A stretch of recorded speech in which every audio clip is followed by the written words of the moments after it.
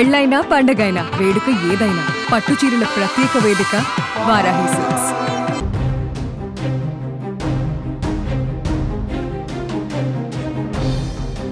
పాకిస్తాన్ దాడులతో భారత్ ప్రతి దాడులకు దిగింది.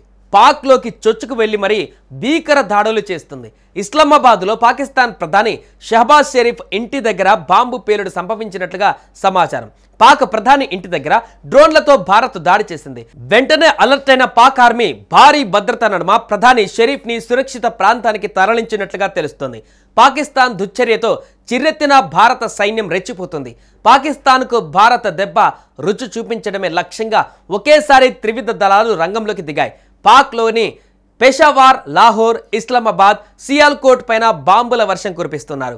ఇప్పటికే త్రివిధ దళాల అధిపతులతో రక్షణ శాఖ మంత్రి రాజ్నాథ్ సింగ్ భేటీ అయ్యి సైన్యానికి పూర్తి స్వేచ్ఛ ఇచ్చారు. పాకిస్తాన్ పైన అటాక్ వేళ దేశ రాజధాని ఢిల్లీలో హై అలర్ట్ ప్రకటించారు.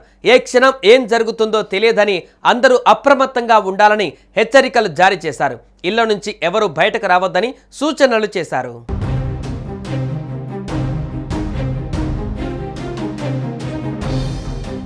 పాకిస్తాన్ భారత్ పైన డ్రోన్ మిసైల్స్ తో దాడికి దిగిన వేళ భారత ఆర్మీ పాకిస్తాన్ కు దీటైన సమాధానం చెబుతూ బాంబుల వర్షం కురిపిస్తోంది. ఈ క్రమంలోనే కీలక పరిణామం చోటు చేసుకుంది. ఇస్లామాబాద్ లోని పాక్ ప్రధాని షహబాజ్ షరీఫ్ నివాసానికి అత్యంత సమీపంలో భారీ పేలుడు సంభవించినట్లుగా సమాచారం. సుమారు 20 కిలోమీటర్ల పరిధిలోనే ఊహించని ఘటన జరిగింది. వెంటనే షరీఫ్ ను ఆయన వ్యక్తిగత సిబ్బంది సురక్షిత బంకర్లలోకి తీసుకువెళ్లినట్లుగా సమాచారం. ఈ విషయాన్ని అధికారిక వర్గాలు కాసేపట్లో అధికారికంగా ధృవీకరించనున్నాయి. మరోవైపు తెల్లవారేలోగా పాకిస్తాన్ను కకావికలం చేసేందుకు భారత ఆర్మీ కూడా సిద్ధంగా ఉన్నట్లు భారత రక్షణ శాఖ వర్గాలు వెల్లడించాయి.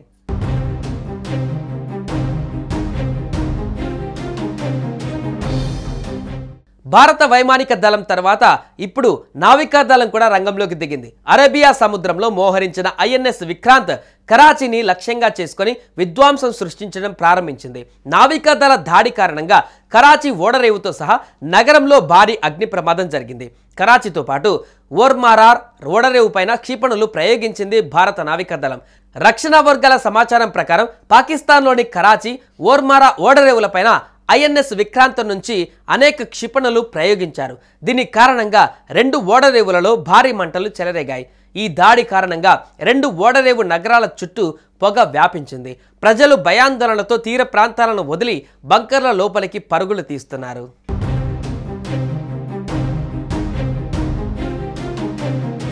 సుమన్ టీవీలో మీ పర్సనల్ అండ్ బిజినెస్ ప్రమోషన్స్ కోసం కింది నెంబర్కి కాంటాక్ట్ చేయండి.